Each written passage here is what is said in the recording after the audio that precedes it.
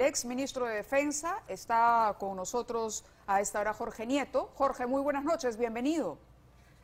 Hola, Mávila, buenas noches. Jorge, ¿qué tal? Hola, ¿cómo estás? Gracias por estar con nosotros. ¿Se puede haber cometido un error de esta naturaleza? Digamos, ¿podría ocurrir que en lugar del Lai era Johnny y que en lugar de poner el 4 se puso el 9?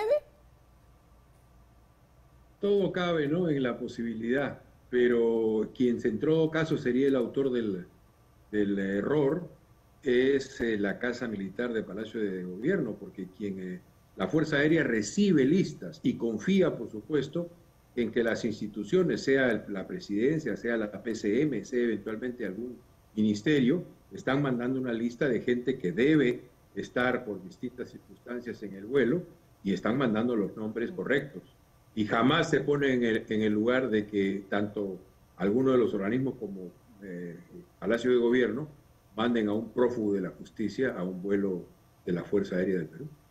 Correcto. El ex comandante general de la Fuerza Aérea, que estuvo invitado ayer en el programa, ha dicho que no hay cámaras de seguridad. ¿Esto es correcto? ¿Qué elementos se podrían utilizar para verificar esta información, más allá del testimonio de quienes hicieron luego la anotación en el counter, antes de embarcar a los invitados del presidente? Debe haber más de un registro, no solamente escrito, sino debe haber registro en cámaras. No recuerdo bien si el grupo aéreo número 8 tiene o no cámaras de videovigilancia, pero las debe tener. Y en todo caso, al inicio, a la entrada del grupo aéreo número 8, también hay un nuevo registro, según la lista que encomienda el organismo que pide el vuelo. De modo que rastros y registros hay, y no uno, varios. Bien, la pregunta que quería plantearles a los dos es: ¿cuáles son los límites que tiene un presidente para llevar invitados en los vuelos de la Fuerza Aérea y de la Marina? Porque los ministros también han dicho que el presidente tiene la prerrogativa de llevar a acompañantes, que no es el primer presidente que lo hace, y en efecto hemos visto a otros mandatarios viajar acompañados de esposas, hijos, etcétera. Jorge. Los organismos... No, perdón. Jorge. Adelante, Jorge. Ya toca yo. Bueno, mira, yo creo que pueden haber invitaciones, pero que sean afín al objetivo de un viaje de Estado, pues, ¿no? Pero si van a ir para hacer turismo y irse a navegar por los ríos es otra cosa.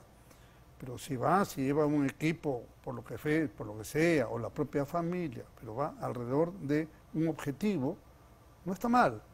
Lo ilegal es cuando se salen de ese objetivo. Entonces van a ser otro destino realmente, ¿no? Me parece que eso es así.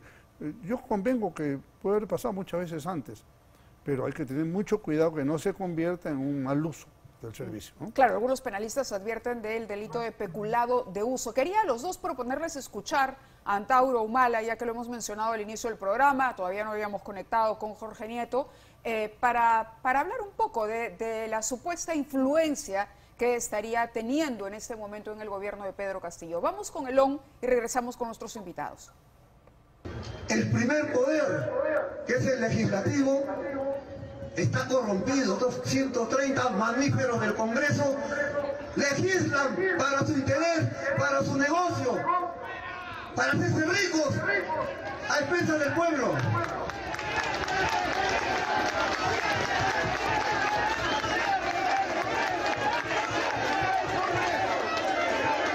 Por supuesto que vamos a cerrar el Congreso. Por supuesto que lo vamos a cerrar.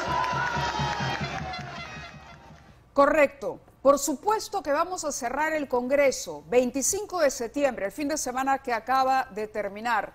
¿Es una oferta de campaña de Antauro Humala o es que, en efecto, hay una interferencia suya, y esto corroboraría la hipótesis que planteó Jorge del Castillo más temprano aquí en el programa, de que el gobierno tiene la intención y está manipulando esta relación o este supuesto apoyo de las Fuerzas Armadas en ese objetivo? Jorge Nieto, con la respuesta.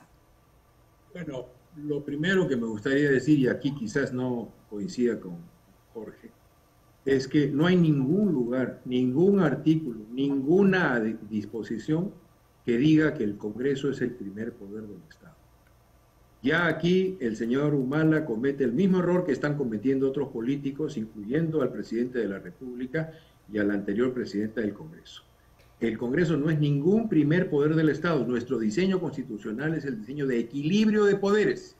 Y es precisamente ese equilibrio el que tiene que ser mantenido. Es lo primero que me gustaría decir.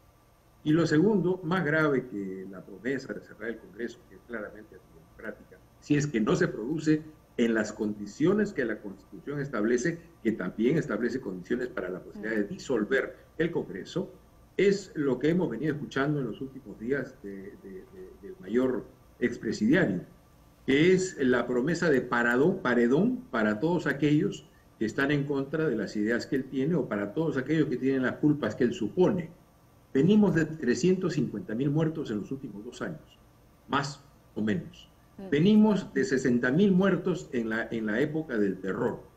Y tenemos una situación complicada para el país porque estamos ingresando con el mundo en la economía del conocimiento sin tener las capacidades, ni en el Congreso, ni en el gobierno, para poder avisorar y resolver esta situación tan compleja. Y en ese contexto, el mayor expresidiario quiere reducir la situación compleja del mundo y del Perú a una sola palabra: paredón. Ya tenemos muchos muertos en el país. Correcto, pero esto es parte de de pronto de la campaña o de las propuestas disparatadas de Antauro Humala, o es producto real de un contubernio con este gobierno. ¿Hay una relación entre Antauro Humala y Pedro Castillo? Es la pregunta directa. Jorge del Castillo. Bueno, perdón. No, es que los dos son Jorge, pero termine, Jorge. Termina, Tocayo. Dale. No, yo creo que hay un vínculo, sin duda, hay un vínculo.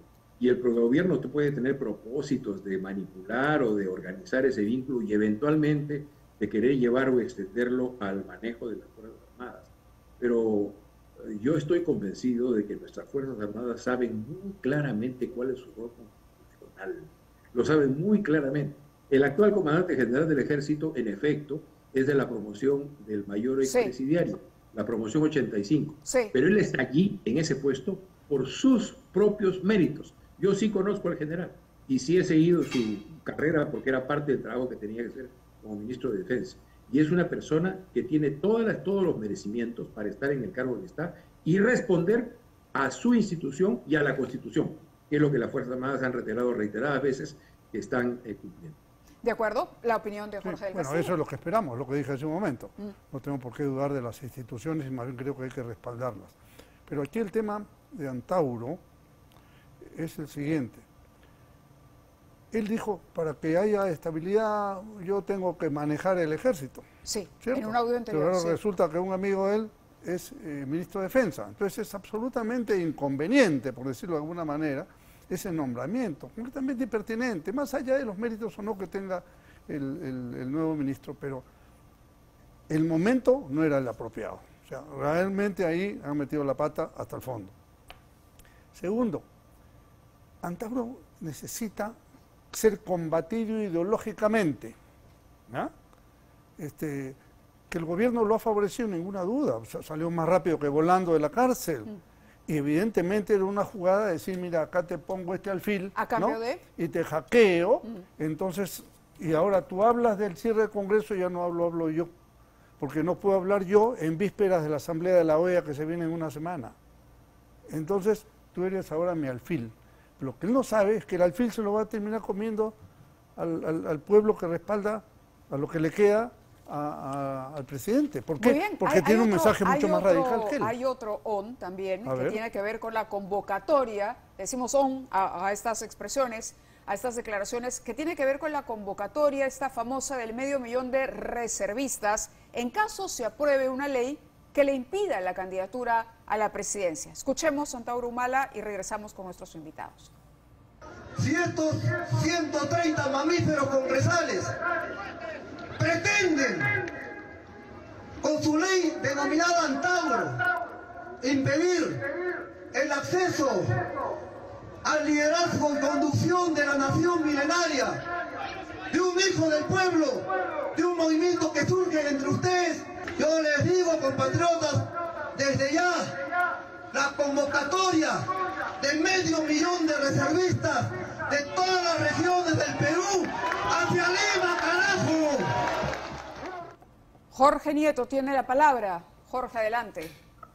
Mire, yo creo que lo que hay que hacer es lo que debe hacerse es derrotar políticamente al extremismo del señor de origen étnico del señor Humala. ¿Hay un público para ese discurso? Sí, hay un público para ese discurso. Hay mucho enojo, mucho rencor social acumulado en un pequeño sector de la población. Diría además con justicia, porque es población abandonada. Lo que no es justo es que los líderes políticos hagan de ese sentimiento de enojo, de rencor, política pública.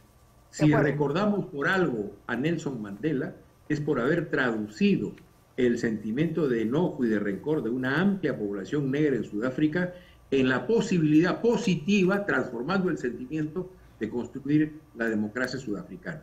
Este discurso es un discurso primitivo que le hace mucho daño al país y tenemos que ganar en las calles, en las elecciones y convenciendo a la gente de que lo que necesitamos no es un extremismo que cuando llega al gobierno no sabe qué hacer, sino salidas complejas a una situación compleja. Bien, ¿el combate es ideológico, Jorge del Castillo? Completamente. Y para eso el APRA se está preparando. Porque si hay algún partido que tiene la estructura ideológica, la historia y la mística para enfrentar este tipo de cosas como los hemos hecho a más de 9 décadas, confrontando al comunismo en las universidades, en los sindicatos, en las barriadas, ¿no? en todo ambiente en que era necesario combatir ellos y los contuvimos. El comunismo llega al gobierno cuando el APRA no participa. Bueno, ahora. Este es un discurso antisistema, no es únicamente antiaprismo, pero quería compartir con ustedes otra nota. Jorge, sí, ¿tenía algo que decir? Sí, yo creo que esa manera de plantear el problema de Jorge es equivocada, porque lo que tenemos aquí es una suerte de extremismo étnico, no es comunismo, es extremismo étnico. Y ese discurso tiene que ser combatido con más democracia y con acción política en las zonas donde este discurso tiene impacto. Si no hacemos eso, si confundimos el blanco, vamos a terminar haciéndole el favor, como se ha venido haciendo con el gobierno, cuando se han opuesto desde una manera, pues yo digo, extraviada, porque parecen peleadores anticomunistas en algunas islas del Japón cuando la guerra mundial había terminado hace mucho. Necesitamos clarificar muy bien el objetivo. Aquí hay extremismo étnico y hay una propuesta política primitiva que no puede entender ni las transformaciones del mundo moderno, ni es capaz de dar satisfacción a las demandas de nuestra población en una economía en proceso de cambio acelerado. Sobre eso último, comentario Jorge del Castillo, y el mea culpa, porque vamos, la clase política que nos ha gobernado, digamos, no ha satisfecho, no ha resuelto los problemas de esa población que opta por una alternativa que puede ser radical, pero que aparece como una única salida. Jorge. Bueno, del extremismo étnico es cierto, pero eso es una parte. Pero lo peligroso es, porque además eso es una cosa retrógrada, como se ha mencionado, trasnochada. Lo peligroso es la ideología roja, comunista, totalitaria. Esa es la que hay que combatir. Y en todo caso en los dos extremos. Pero de ninguna manera nos vamos a constreñir solamente a lo del antaurismo. No. Yo creo que aquí hay un peligro y no hay que caer en el juego, ¿no? Decir, no son peligrosos que sigan avanzando. Mira lo que hemos llegado, ¿no? Y con el peligro de que vayan a cambiar una serie de cosas. Realmente, por eso digo, estamos preparando a nuestros jóvenes, que son los que van a salir a calles y plazas a defender, como lo hemos hecho siempre, la democracia y las libertades. Ese es el objetivo. Así que no es que queremos ser una cosa exclusiva del APRA. Al revés, creo que la ciudadanía ha ganado mucho espacio de conciencia para saber que arrestos de esta naturaleza no hay que permitirlos, porque son abusivos, combaten las libertades. La primera que atacarían sería la libertad de expresión. La pregunta para el exministro de Defensa. ¿Estamos siendo un poco ingenuos al considerar que Antauro Humala no es un peligro? Digamos que no hay una confabulación con este gobierno para perpetuarse o para que sea la opción de continuidad a un Castillo que no quiera dejar el poder o que vaya a negociar futuro político. Hay una confabulación y hay una comunidad de propósitos, qué duda cabe.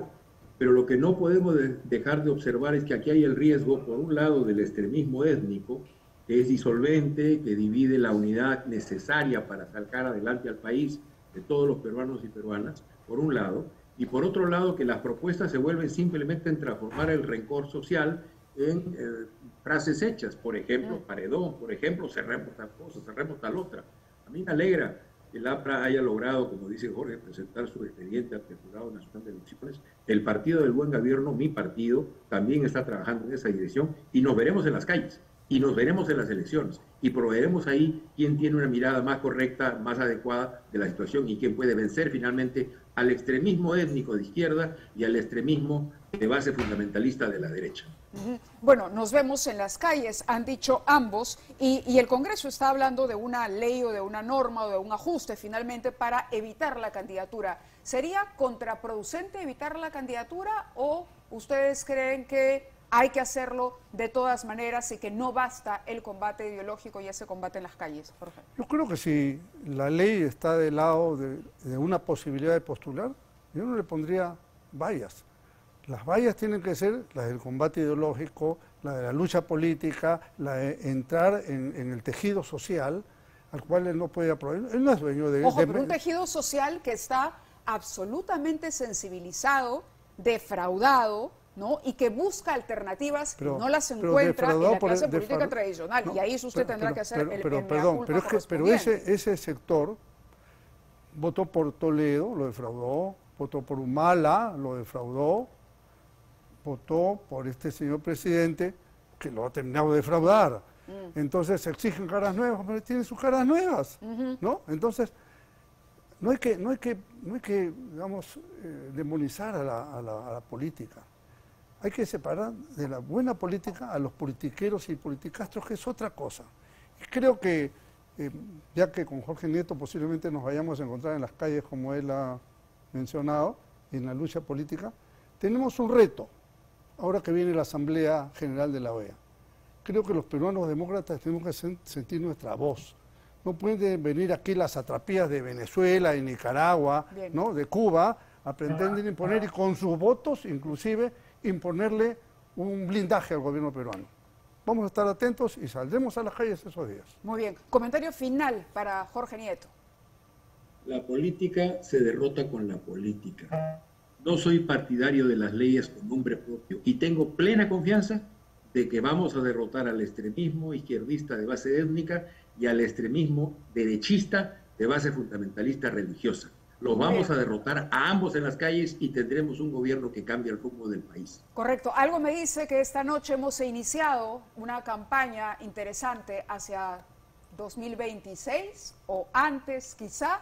La política en el Perú, la verdad es que no se puede predecir, pero interesante ha sido escucharlos a ambos. Muy amables a los dos. Lo que sí se puede predecir, por estar acá. Gracias a ti, lo que sí se puede predecir es que no necesitamos corruptos en la política. Tienen que ser expulsados. Los mercaderes fuera del templo de la política. Muy bien, gracias a los Jorges. Ojalá consigan la firma, si logra escribir su partido y ahí nos vemos en la cancha. Ok, los veremos en la cancha, sin duda. Vamos a la pausa y regresamos con más.